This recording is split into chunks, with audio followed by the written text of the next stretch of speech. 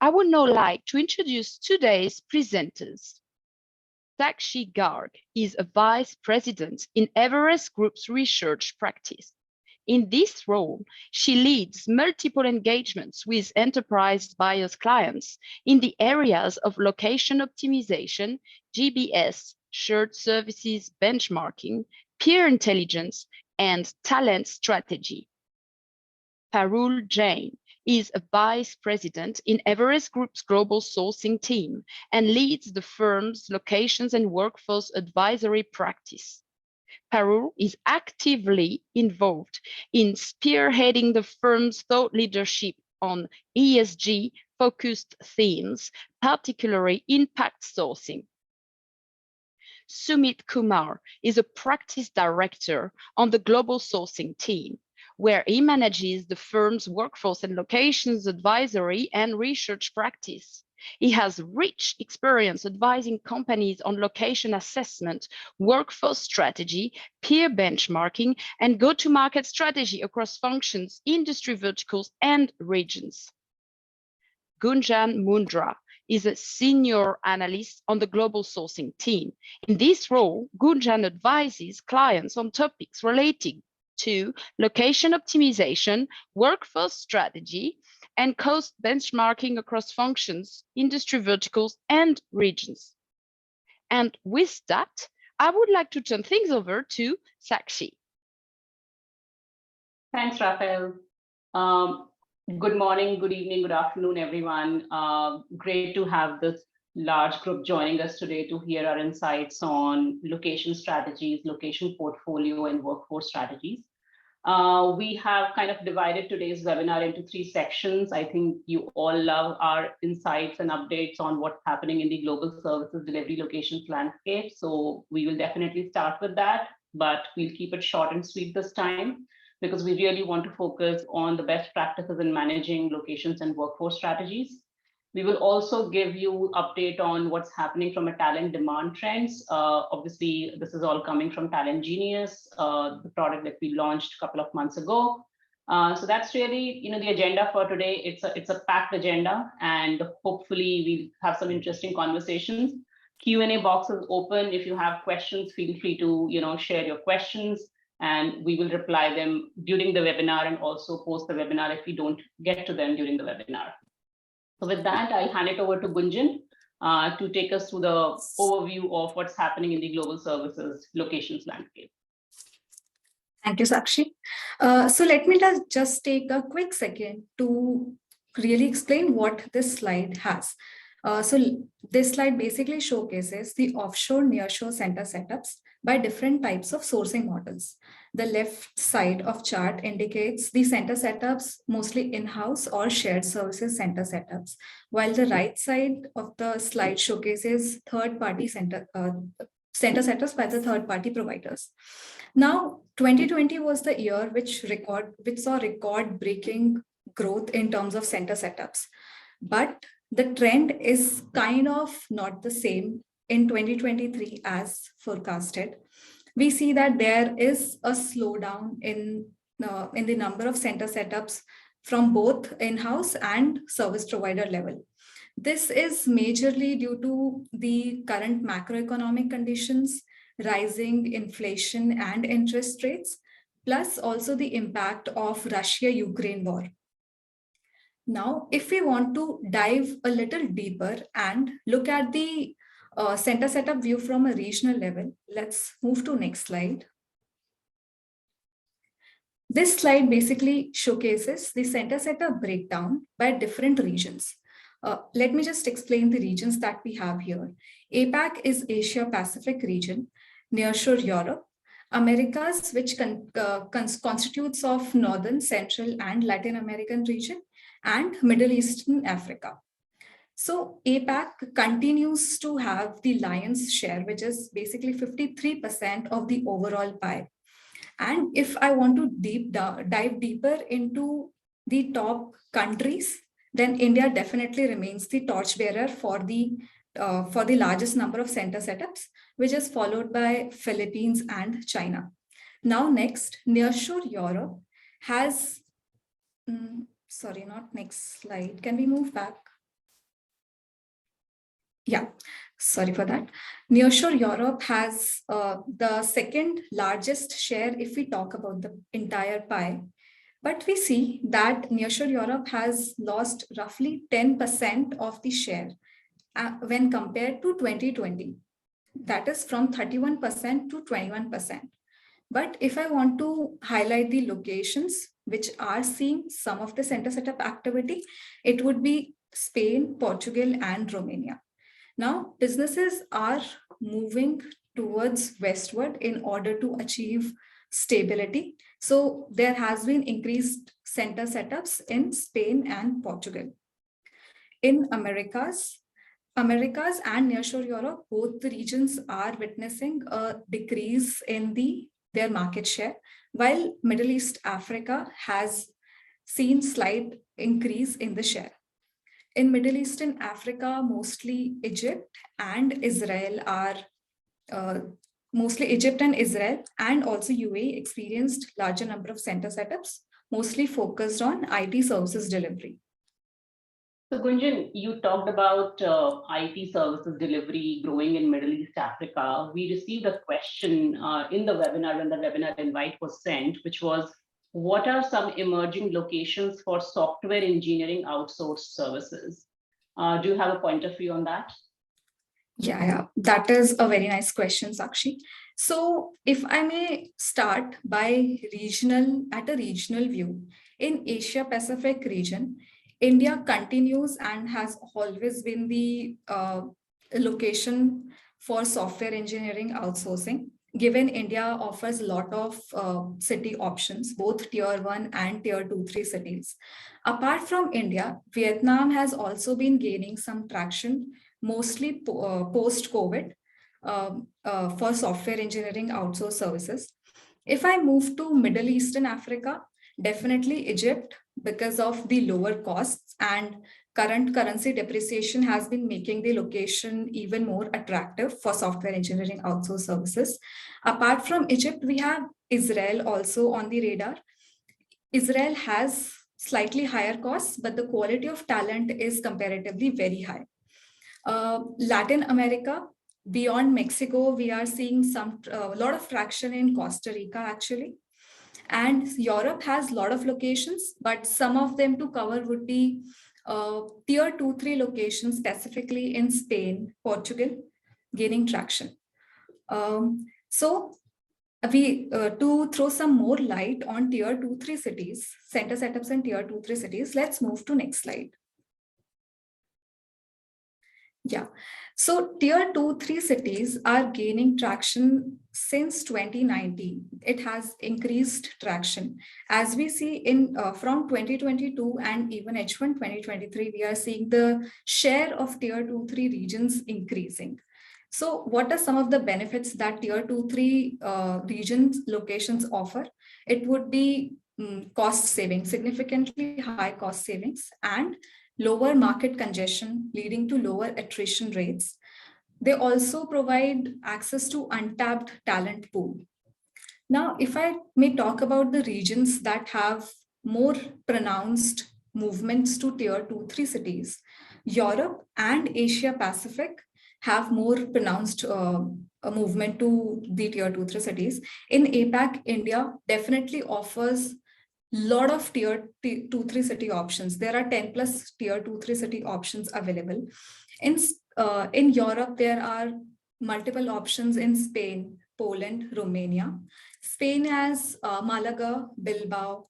Romania has Cluj, Timișoara, and Poland has Gdansk, Poznan, and multiple other locations. So this section majorly focused on a view from center setup activity, and next section will focus on a view from talent demand perspective. But before that, let's run a poll on the talent demand in IT/BP services. Parul, do you want to take that up? Thank you, Gunjan. So let's have that poll up. I think one of the questions we wanted to get views from the audience on is, what change are you seeing in talent demand for IT/BP services in your operations? And the options are pretty straightforward. And while we're getting the responses here, I'll kind of also bring in a view. We asked the same question a couple of months back, earlier in March 2023. We have those results as well on the next page. We'll do a comparison and see how the needle has moved between March and right now it's sitting in August. I think as of now, largely we see a similar trend. Last time we'd seen, almost what, 87% of them largely in the middle, moderate slowdown, moderate growth, and no change, very limited towards the extremes. And I think we were seeing a similar trend even now. We kind of we'll keep this poll on for another 10 seconds before we close this. But it's interesting to see that although we are hearing a lot of slowdown in the market, overall macroeconomic conditions kind of concerning that, especially in Europe region. But if you look at the results, at least from today's audience that we have here, it seems to be still in the similar zone. So not much of change that has happened between March and August. Majority of them lying between the moderate slowdown to the moderate growth kind of window. No change primarily remains similar. So interesting to see that although the headwinds kind of are kind of moving towards more of the decline, but overall from a talent demand perspective, it largely remains similar. I think it will be interesting. So I add that, in the March poll results, which are on the screen, 39% pointed towards some kind of slowdown. That number has grown from 39 to 47% right now. And the growth number has slipped from 44% to 35%. So there is a slight shift towards a more of a slowdown sentiment rather than a growth sentiment. I think that is not a surprise. That should not be a surprise for this group of people, which is a cross-section of enterprises, service providers, and other ecosystem enablers. For the global services space, we all are seeing some kind of a slowdown. There are pockets where market has recovered or is recovering, which Sumit will cover in the next section. But I think the sentiment is interesting, and the overall macroeconomic kind of conditions are kind of reflecting in how people are responding to this poll. Yes, and I think that this also has regional flavors to it. We'll touch upon them slightly in I think just a few minutes. But this is not just here, but even in our interactions with the market leaders, we're hearing the similar trends. Market is definitely slowing down. That's reflecting in different pieces, even from a talent standpoint, demand, attrition standpoint. It's kind of cascading into all elements of your services delivery. With that, let's move forward and move to the demand section here, and I'll pass it to Sumit to bring us through these insights. Thank you so much, Parul. So the next set of pages that we have over here, these are coming in from our recently launched AI-powered locations and workforce intelligence platform, namely Talent Genius. Now, on the previous set of pages, we were saying that, okay, the global services or ITBP market stacks here from a center setup lens. But this page and the next set of a few pages over here will look at the other side of the equation, which is more around talent demand. So Talent Genius as a platform, it scans millions of job requisitions available in the market. And based on that analysis, we have seen that ITBP talent demand is declining in H1 2023. And this again resonates with what we just saw in the poll results as well. Now, this is primarily due to the macroeconomic slowdown that is being experienced globally. The situation seems to be improving. If you look at the graph, you'd see that May, June month, there is a slight increase. This increase might happen, but again, with so many macroeconomic tensions, for example, news of the recession in US, flat growth in Eurozone, this may cause a dent in this growth trajectory. Now, this was on the overall ITBP services. On the next slide, what we have for you is to show that this talent demand trend has some flavors by geographies. So for example, what you will see that nearly all the major global services destinations in Europe include the likes of Poland, Czech, Romania, Ireland. They experienced a decline in H1 2023. On the other hand, let's try to understand from Latin America standpoint. So there has been a surge in talent demand in H1 2023, and this is primarily due to increased instances of nearshoring by North American enterprises to these Latin American destinations. If we take a lens from services as well, so a lot of work that has moved to Latin America from North America has been on the business process side, which includes both the finance, accounting, HR, supply chain, even the contact center work. That has caused a surge in demand for the Latin America segment as a whole. Sumit, if I may add a couple of points here.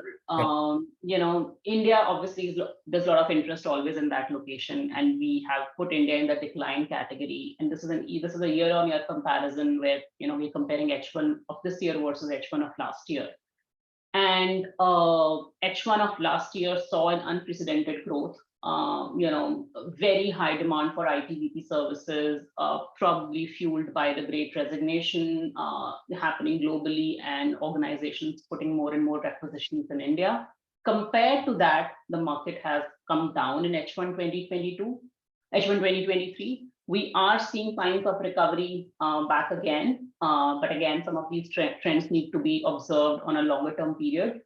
I think what is very clear from this analysis is that Malaysia, Philippines are becoming even more interesting. I think somebody just asked a question on Malaysia and Philippines compared to India. They continue to receive a lot of interest, probably higher than what we were seeing a couple of years ago. So that's that. On UK Europe story is very, very clear. There is a declining trend in demand, in some of these locations. We talked about, Gunjan talked about how kind of the demand might be shifting westwards. Plus the general tension in the region, there is a wait and watch approach.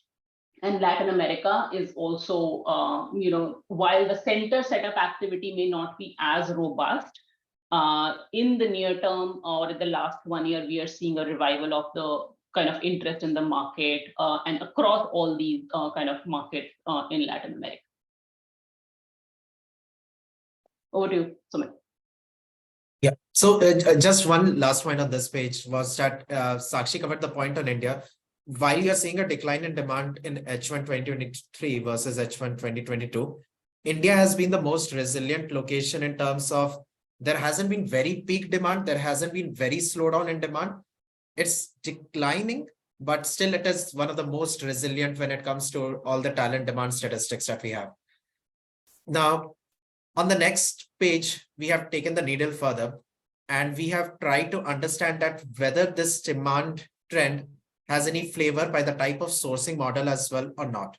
So interestingly, across most of the offshore, nearshore geographies, in sourcing or the enterprise demand has recovered from the lows of H2 2022. Again, it's on the lower side. It is not still at the levels of what you were seeing in H1 2022, but still it's recovering. Surprisingly, for service providers, the downward trend continues to be there. Now, this also resonates with what we are seeing in the market. Let's say the revenue findings or the revenue growth projections that we are seeing across service providers over the past few quarters that actually tells the story this way that yes, it's not so rosy as a market right now for providers. And there is also one element that we need to look into is that during H1 2021 and H2 2021, that is the period before 2022, there was a lot of hiring across most of the service providers, which did not come up with the demand per se as well. And that's why the service provider demand has not seen a growth trajectory as you're seeing in the enterprise demand. But again, this is definitely an interesting area to watch out for how things shape up in the next few quarters, next few cycles. That is something to look forward to. Now, as on the next page, what we have is that Talent Genius as a platform, we want to provide a complimentary access to this AI powered platform to the first 15 requesters. And this is open to both buyers and providers of services.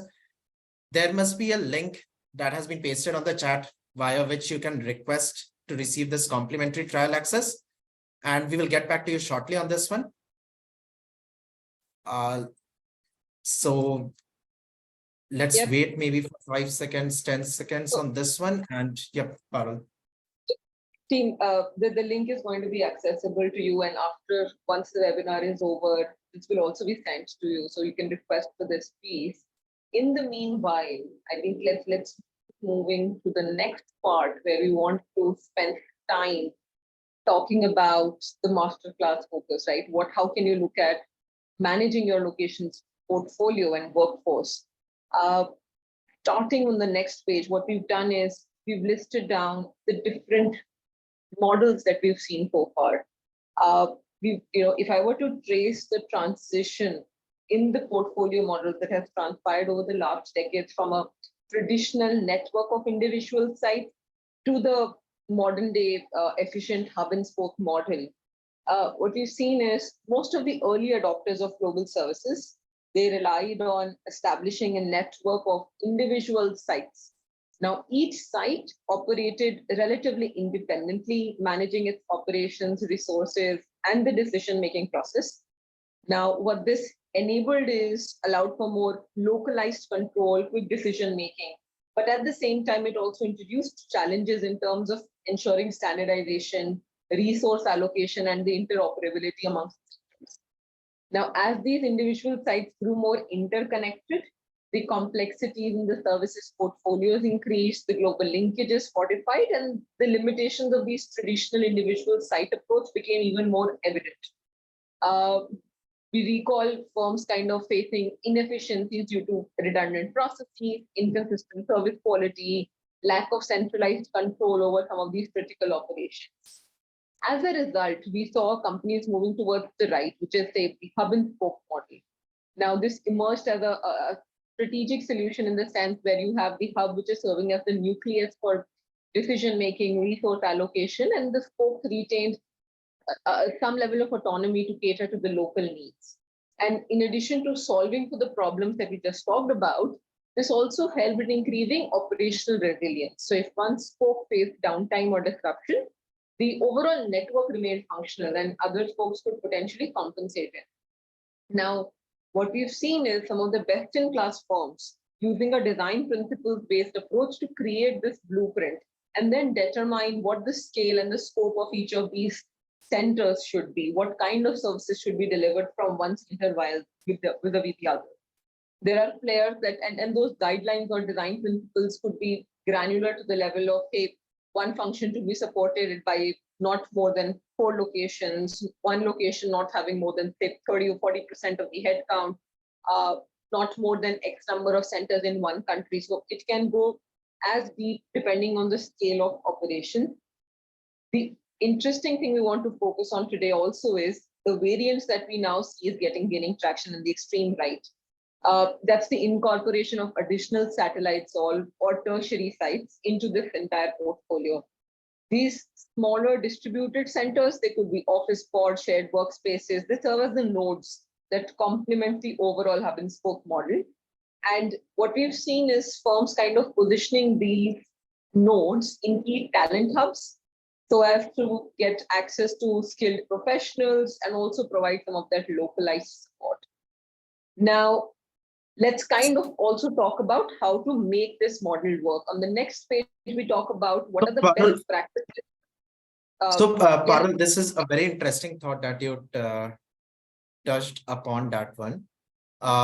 Just a question. So these best practices that you have, and I was just seeing through the slide, are these to become more location agnostic, or is it like to actively spread your risk with tier 2-3 locations in the mix? So interesting piece, right? So there has to be a balance, right? One needs to create strategies for centralizing some of this decision making. At the same time, empowering the local spokes is also important so that those informed choices resonate with the region that they're operating. So from what I've gathered so far, striking the right balance with the autonomy and the standardization is going to be key. We've seen majority of the scaled organizations diversify across 2 or 3 locations. That diversification helps in mitigating risks, tapping into broader talent pools, ensuring BCP. And these locations need not be just, say, across continents, even within a same country. For example, say within India, we've got companies that diversify across 2 or 3 cities and not just, say, concentrate in one key hub. So depending on how much focus or emphasis you have on one function versus, say, place. Even if you're in one location, but you've got diversification in the sense of different operations being led by in-house versus outsourced providers, that itself acts as a BCP measure in form. Here, what we have is, based on our interactions with about 30, 40 odd leaders in the last 3 months, what are the best practices that have worked to run this hub and spoke model? Number one, designating sign on the door. What that means is, for each site, think about assigning clear roles and responsibilities. What it helps is then enhancing collaboration, more alignment across the entire network. And the byproduct of that also is that the assignment then paves the way for evolution of some of those talent skill sets, more domain knowledge, better career pathing, hence, in a way, also empowering employees, resulting in better productivity or lower attrition. But what we mean by this is, and we have more details covered in subsequent pages around what we talk about assigning a sign on the door, but it's essentially nominating, or suggesting that this location is supposed to serve this particular function in my overall portfolio. So it becomes a prime owner for that particular function. Second part is also to not ignore or imperative not to neglect the satellite. And these satellites could be employee homes, cafes, co-working spaces. But recognizing the potential of these remote work locations is essential, because there are obvious benefits to it, right? Reduced cost of delivery, enhancement of employee experience. At the same time, it's crucial to approach this with a fair bit of caution, because there are risks associated with it. Ensuring data security, productivity, employee well-being, all of these become critical the more we spread out across satellite or remote offices. The third piece is the favorite part where most organizations struggle with, is like preparing for the unexpected, thinking about what's your robust BCP plan looking like. And in the last 2 or 3 years, we've all had our fair share of unexpected spanners thrown in. So in the current context, what we're seeing is organizations ensuring that they have systems in place to anticipate some of these events, and accordingly building some cost benefit analysis to navigate these disruptions effectively. Now, especially for organizations where the tolerance for disruption is low, regular testing of BCP becomes imperative. The fourth part is around tackling or the strategic workforce planning, which we call as the cornerstone of any effective hub and spoke model. Now, determining demand based on the overall business plans, delivery based on the overall business plans, and factoring in what the efficiencies are. So that's going to be critical. At the same time, matching that demand with what is the supply that you're going to get, that becomes the key imperatives to how you're thinking about your workforce plan. And last is all of that you've done, all the 4 steps comes in continuous monitoring. So regularly assessing the status of each location helps the firms to think about the right posture for the center, whether to grow, shrink, or hold. It also helps in kind of building the resiliency of the portfolio that aligns with the changing strategic priorities. Now, let's spend a bit more time on each of them and going to double click on them. The first one, sign on the door, that we want to talk about on the next page. Now, this approach kind of offers multiple benefits. Some of them are obvious and realized immediately. And as we go through them one by one, we will call about what are the differences in the approach that is used previously versus the sign on the door approach. So number one, right, this sign on the door approach kind of helps taking decisions based on facts and reality, considering the relevant location-specific factors instead of basing decisions just on stakeholder comfort or perception. So the work placement that is done, it's done in a much more structured manner, rather than basing just on either that approach doesn't exist or it's poorly structured. The other pointers that we have, if we could keep going and just have this list entirely up on the screen, is around how do you think about the role of centers? Is it, say, just ambiguous? There are potential duplications or inefficiencies. In sign on the door approach, you've got more conjunction with what function is being served, what source geography are you serving. The decision making becomes much more robust instead of just being based on perceptions and internal hypotheses. For instance, the other pieces, right, that come in is this approach helps in avoiding the trap of getting into political inefficiencies because there are some roles defined, so you do not have to go by what is being done and hence need to maintain status quo. There are then elements that help you move from a reactive to a proactive approach. Now, in the last 2 years, we've had so many GBF leaders coming to ask us, hey, what should be the center size threshold after which I need to consider setting up a new center? Now, what we've realized is only a handful actually have a predetermined scalability threshold to manage that concentration risk. The byproduct of such proactive planning is also building redundancy in the system. So this approach overall helps you move to a more proactive approach, more structured approach, leading to less ambiguity and more certainty. Moving to the next part, the next best practice is around the satellite offices on the next page. What we're seeing is these satellite offices could be various mixes, right? There's multiple options available. This could be regional secondary sites, this could be co-working spaces or remote offices. And we've got a couple of recent examples, which include LTI, VXI, VSAT, and also who's considering India for satellite offices. Now, adoption of satellite offices, while appearing easy on the outside because it offers a plethora of benefits that we've listed down on the next page, they need to be weighed carefully with the cons or the trade-offs that there are. So think about, if you look, so the obvious benefits come around is new diverse talent pool. At the same time, retaining that talent in satellite offices can be competitive as well, especially in regions where you have a higher demand kind of coming in for certain skills. Now, the benefits include things around, okay, you've got reduced commute time, so much more better, improved work-life balance. At the same time, managing communication and collaboration would require more efficient virtual tools and processes to be put in place.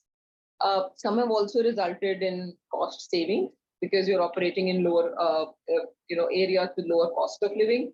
At the same time, balancing that cost saving with the quality work environment, that's another nuance that needs to be taken care of. One of the common things we keep hearing is, hey, satellite offices serve as a backup location, so in case of any disruptions, we've got an effective BCP plan in place. The challenge here is ensuring that you have consistent data security, data privacy practices, so that additional benefit doesn't turn into a downside eventually.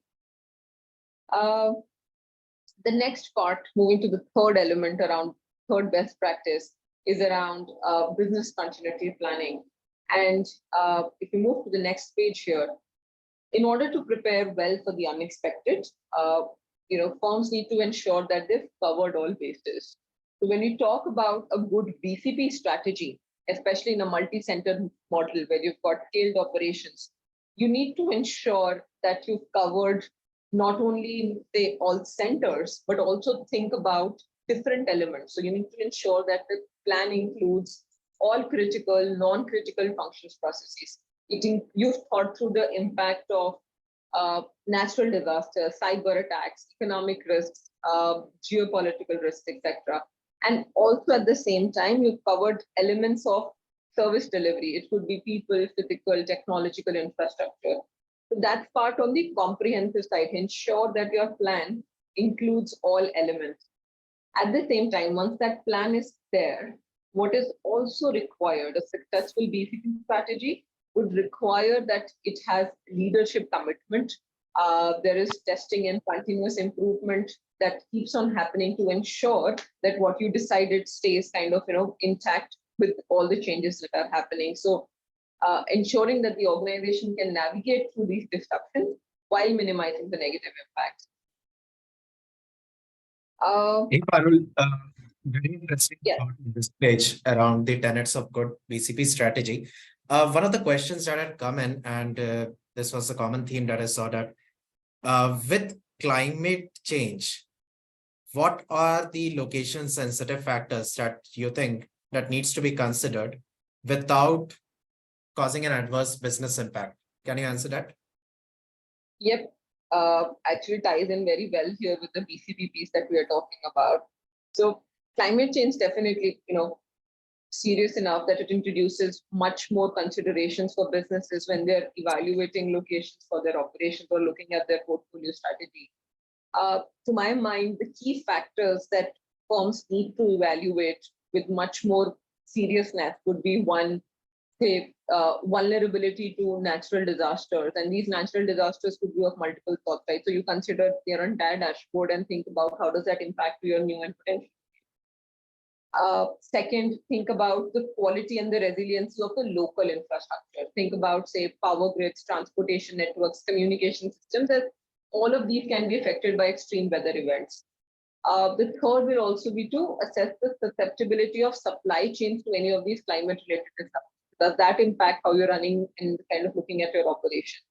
And the last piece, I think one of the viewers also asked this, is place emphasis on looking at some of these local or regional regulations that are there related to environment protection, emission sustainability, because non-compliance can also lead to a lot of these legal and reputational risks. So that's a bonus thing, but largely three things, right? So vulnerability to natural disasters, looking at the resiliency of local infrastructure, and susceptibility of basically supply chains to climate-related disruptions. With that, thanks, Sumit. With that, let's move on to the next element, and I'll pass it on to Sakshi to cover that. Thanks, Parul. So we are on the fourth best practice, which is around strategic workforce planning. And what we want to talk about here is what organizations need to do in order to kind of meet their future demand for talent across locations, business models, delivery models, and business units.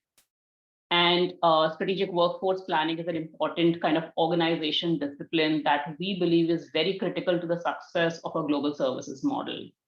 We also see it not being adopted very widely across organizations, enterprises who leverage the global services model, whether it is through an outsourced model or through an in-house model or through a combination of both.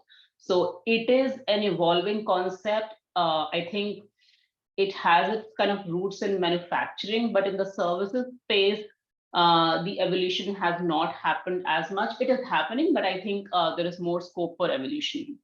Having said that, what we really want to talk about is what is a good four-step approach in the global services context from a strategic workforce planning perspective. In this four-step approach, the first step is to design, to have the right principles and scenarios. So think of these as the guiding principles that will help in developing and fine-tuning your demand and supply models. Now, when we apply a global services lens, you're talking about offshore-onshore mix. You're talking now about work from office, work from home, BCP. How is automation impacting? How is AI impacting? So some of these guiding principles and scenarios which can impact both your talent demand and supply, they need to be at the forefront when you are thinking about SWP in a global services construct. Step two is around estimation of demand and supply planning. And we always recommend our clients to look at 2 to 5 years, review the demand and supply plans, on a regular basis. Now, what does a good demand profile or demand planning exercise entail? I think it includes looking at the overall business plan, looking at the delivery efficiency, looking at the resourcing models that different business units may have. As I already mentioned, in the global services context, you also need to factor in the disruptions which keep on happening, whether it is automation, whether it is great resignation, whether it is generative AI, etc. It is also important to look at the demand, not from just existing roles and skills that already will exist in your organization, but also how the overall organization's operating and technology kind of, capabilities are evolving, and what is the impact it is going to have on the future skills and roles. So that's also very important.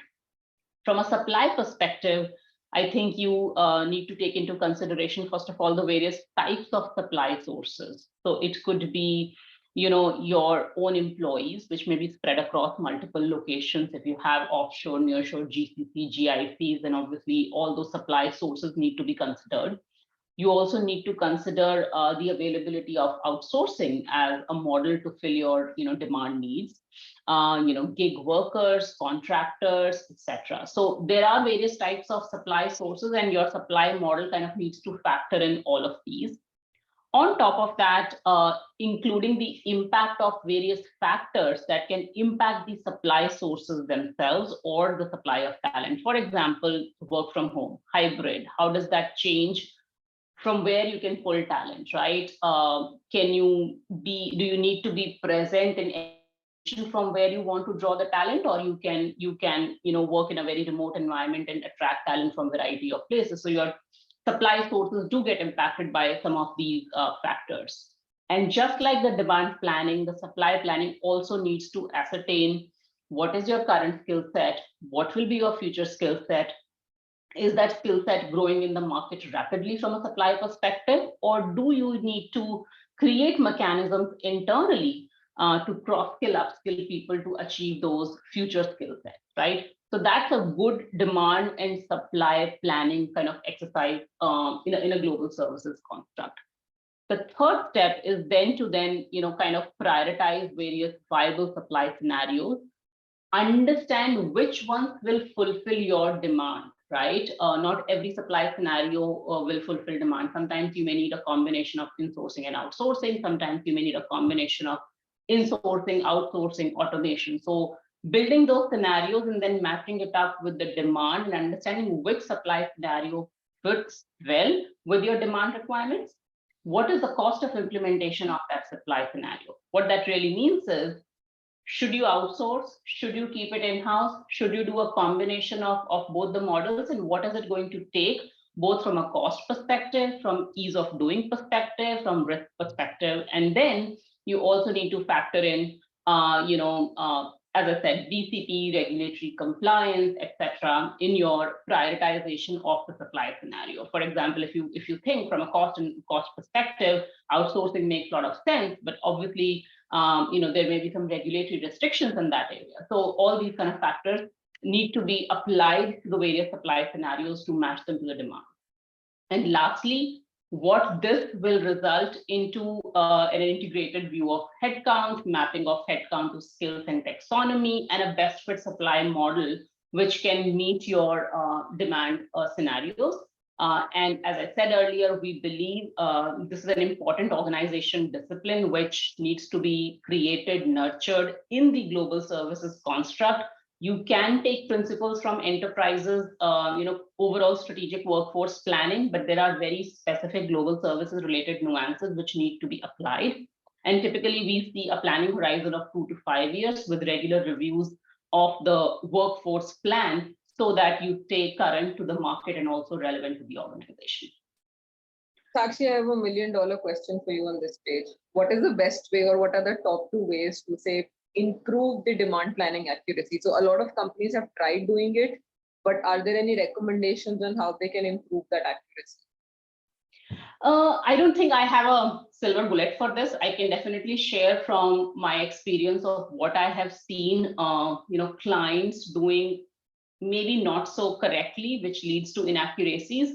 So some of the things will be ensuring that the underlying business mix and growth assumptions are factored in currently. So if you are in a multi-business unit enterprise, each business unit will have a different growth trajectory, and the business mix may change from what it is today to what it is 3 years down the line, and that needs to be factored.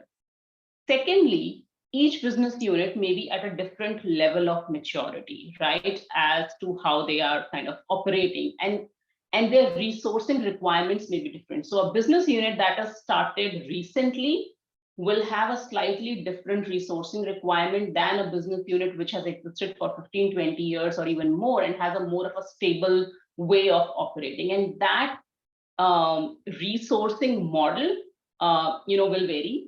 The efficiencies and inefficiencies across these 2 business units will also vary. And sometimes we work with common assumptions. We do a good job of growth assumptions, but not so good job of efficiency and resourcing assumptions, and try to, brush it in the same manner, which is where I think the inaccuracy creeps in. Thirdly, I think a lot of SWP managers kind of do it, but productivity, attrition, these are factors which need to be kind of incorporated. And finally, I think it goes without saying, need to leave some room for various external factors, which you can do through scenarios, right? Scenario planning, because you can't predict all possible outcomes, or you don't know exactly how the market is going to shape up, but you should be able to look at various scenarios. Recession happens. Recession, it's a long drawn recession. Recession goes away very quickly. I'm just taking one example, and you need to have multiple of those scenarios in your demand planning to. No, I won't say it will increase the accuracy, but I think you'll be better prepared to handle whichever way the market moves. Okay, with that, let's move to the fifth best practice, which is basically a framework. If you could move to the next slide. That we actually discussed in the last webinar and saw a lot of interest from the audience in kind of understanding this better, trying to understand how this can be applied in a real life situation. So, we'll talk a little bit about this kind of framework, which we call as the location portfolio management framework. So, and there was a question from the audience also around how can you monitor the health of your location portfolio on an ongoing basis. So imagine you're an enterprise, you leverage a mix of service providers and your own centers across different locations, and you deliver different types of services. How can you monitor which locations you need to continue to invest in, which locations you can possibly keep on hold, exit, watch, etc. And this is the framework that kind of helps in doing that. Very quickly, the framework have two axes. We love 2x2s. On the x-axis, you have talent and operating environment vitality, which basically tells you how good the market is.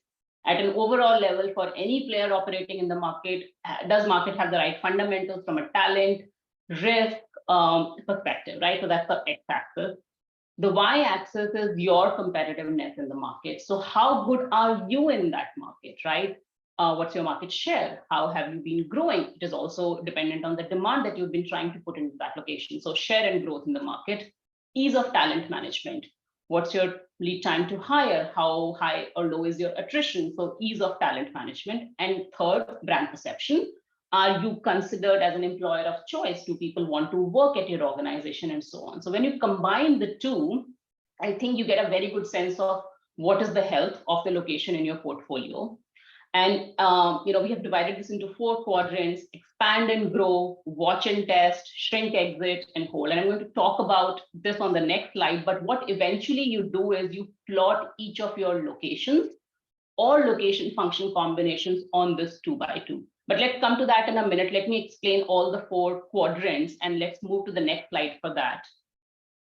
The first is the expand and grow. What this basically means is you have a favorable position in the market. You are in the top right. The market itself has very strong fundamentals. So everything is going great, right? You are strong, the market is strong. What are the implications if a location in your portfolio lands in this zone?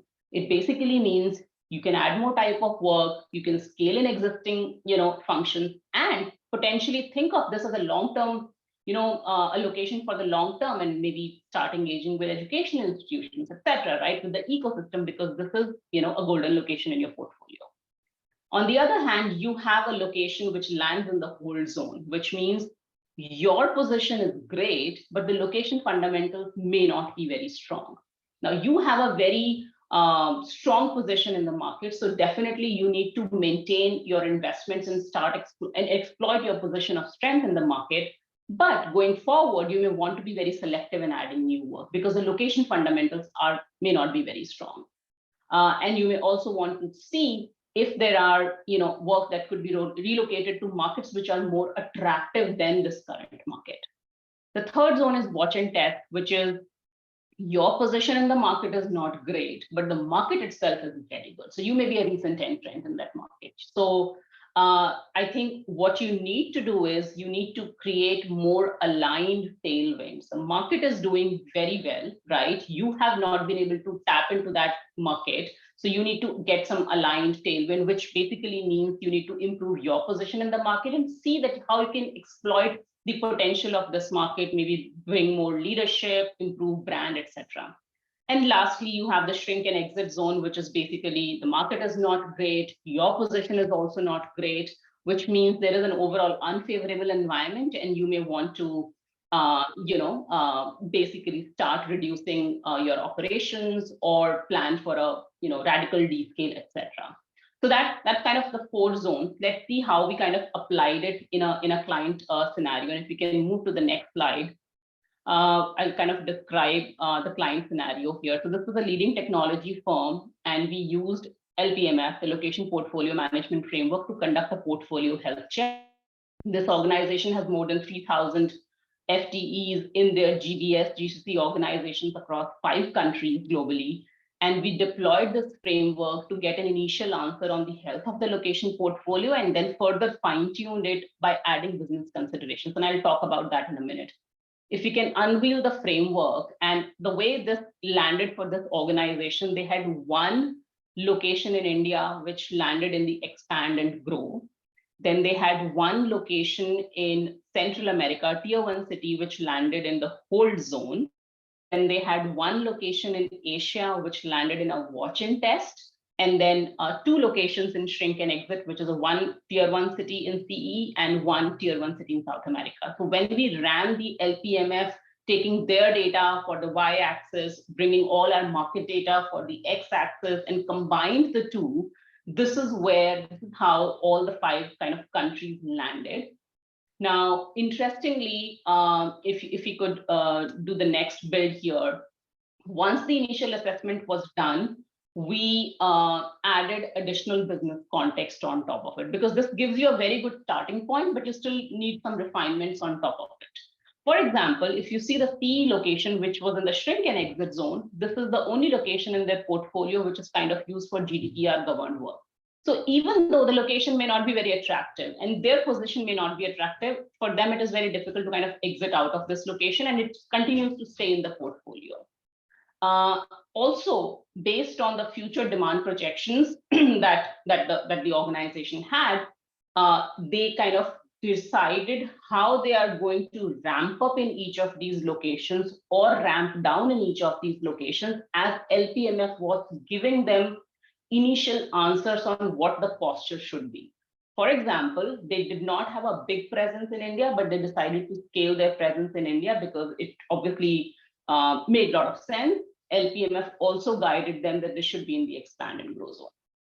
So just wanted to share a case study of how LPMF was kind of applied in a real life scenario and helped an organization do their portfolio health check. You could run this on a yearly basis, on once in 2 years, to understand how the markets are moving in your portfolio. And also, if you run it at a location function combination, so tech delivery in India versus ops delivery in India, I think the answers can be even more interesting and more pointed. With that, I think we have wrapped up the content. Yes, Parul, go ahead. We have one question, and I think that question has come up at least 4 times today, and we also received that question before. It is, how can the increasing use of generative AI, Gen AI, it had to come up in the webinar, right, be factored into this entire framework when companies are thinking of about their locations, portfolio, and workforce strategy? How does Gen AI merge with this? Yeah. So when I was talking about strategic workforce planning, I did talk about, some of the factors which may impact your supply, right? And you need to take care of that factor. So I think Gen AI can be that one factor that is kind of emerging. And again, it's an emerging and evolving topic. Use cases are still evolving. There is no definite answer. We have to have more use cases to be able to kind of make a definitive comment about how this is going to shape up location and workforce strategy. However, from the examples I have seen, I think there are 3 areas which Gen AI impacts, which then impact your location and workforce planning. So first is productivity. There is evidence, and there was a study done by Stanford and MIT, and all of you can Google it up, that how it enhanced the productivity of a contact center operation in Philippines.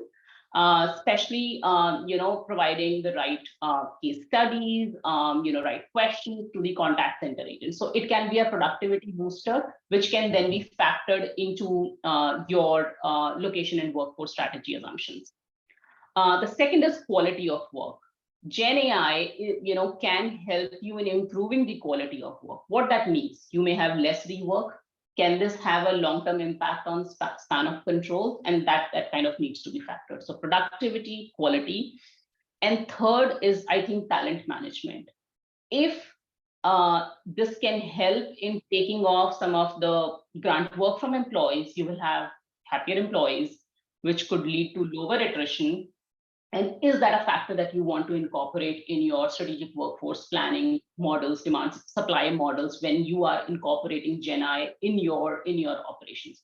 So those are the three kind of lenses in which I have seen Gen AI having an impact on the talent and workforce, or the operating, or the way they are operating, and which in turn can have some impact on the actual supply that you want to bake into your plans. So that's a quick answer on how Gen AI can get factored in your location and workforce plan. Thanks, Sakshi. Yeah, so we had one offer earlier which Sumit shared around the Talent Genius trial access, which was on a first come first serve basis, open to both enterprises and service providers. This one is open to enterprises only.